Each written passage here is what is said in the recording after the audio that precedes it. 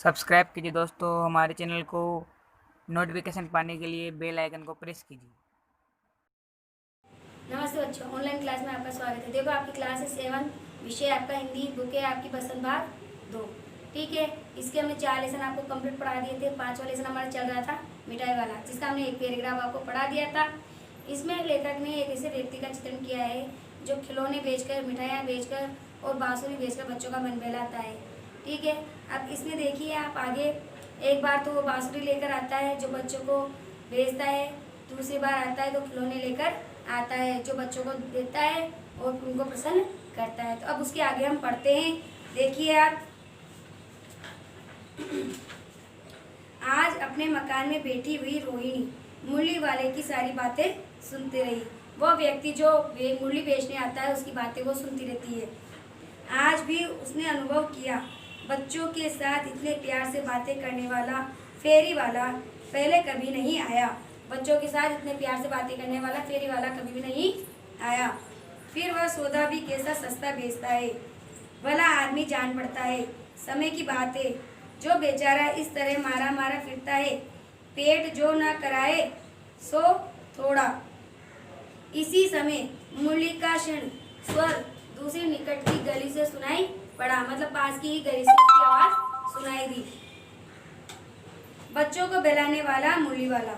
रोहिणी इसे सुनकर मन ही मन कहने लगी, और स्वर कैसा मीठा है इसका। बहुत दिनों तक रोहिणी को मुरली वाले का वह मीठा स्वर और उसकी बच्चों की प्रति वह स्नेहसिक्त बातें याद आती रही। महीने के महीने आए और चले गए, फिर मुरली वाला न आया। धीरे धीरे उसकी स्मृति भी क्षीण हो गई, यानी उसकी बुद्धि भी कमजोर हो गई।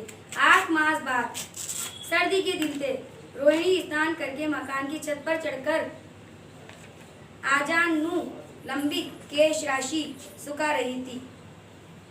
इस समय नीचे की गली में सुनाई पड़ा, बच्चों को बहलाने वाला मिठाई वाला आ गया है। मिठाई वाले का स्वर उसके लिए परिचित था, मतलब उसकी आवाज उसको जानी पहचानी लग रही थी। झट से रोहिणी नीचे उतर आई। उस समय उसके पति मकान में नहीं थे। हाँ, उनकी वृद्ध दादी थी। रोहिणी उनके निकट आकर बोली, दादी चुन्नू मुन्नू के लिए मिठाई लेनी है, जरा कमरे में चलकर ठहराओ। मैं उधर कैसे जाऊं, कोई आता ना हो। जरा हटकर मैं भी चिक की ओट में बैठी रहूंगी। दादी उठकर कमरे में आकर बोली, ए मिठाई वाले, इधर आना। मिठाई वाला निकट आ गया और बोला, कितनी मिठाई दे दूं? ये नए तरीके की मिठाई है, रंग बिरंगी, कुछ कुछ खट्टी, कुछ कुछ मीठी, जायकेदार, बड़ी देर तक मुंह में टिकती है, जल्दी नहीं घुलती है। बच्चे बड़े चाव से इसे चूसते हैं। इन गुणों के सिवाय ये खांसी भी दूर करती है।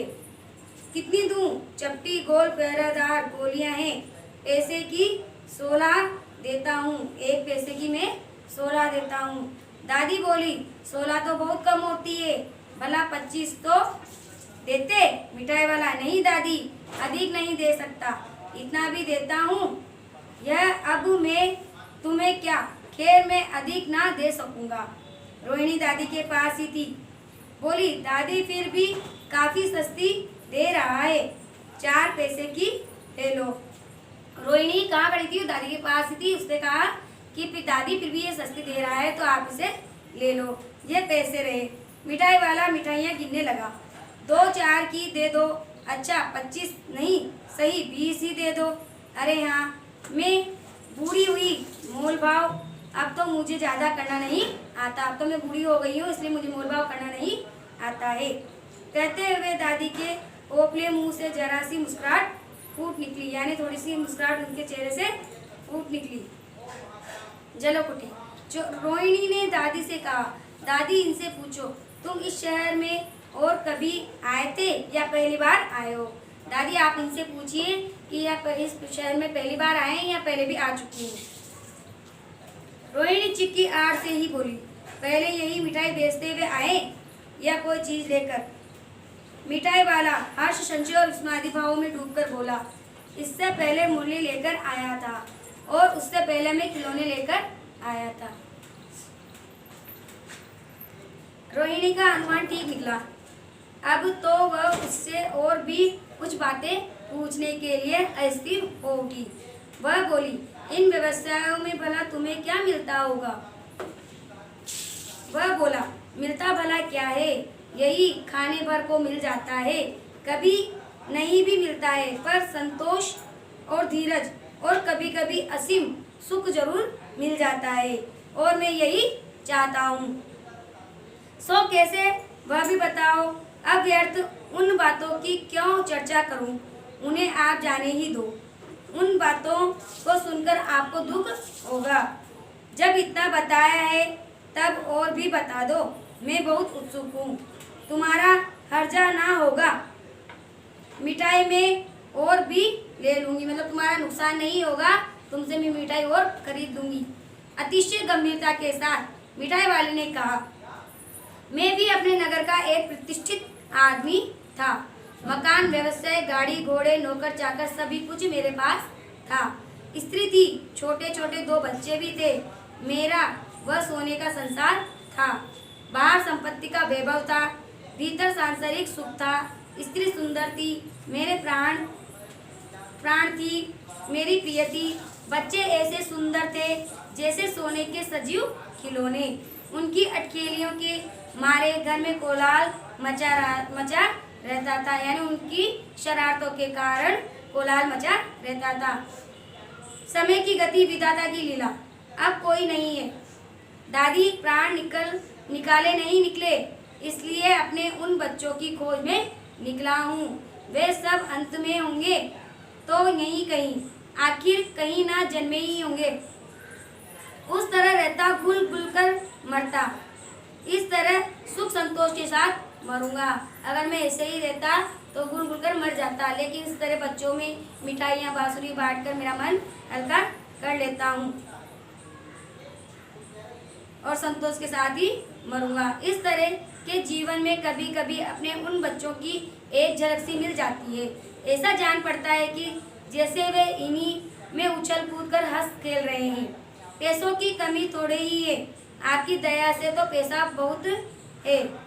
जो नहीं है इस तरह उसी को पा लेता हूँ, जो मेरे पास नहीं है मैं इसी तरह बच्चों में मिठाइयाँ खिलौने बांट कर इसे पा लेता हूँ।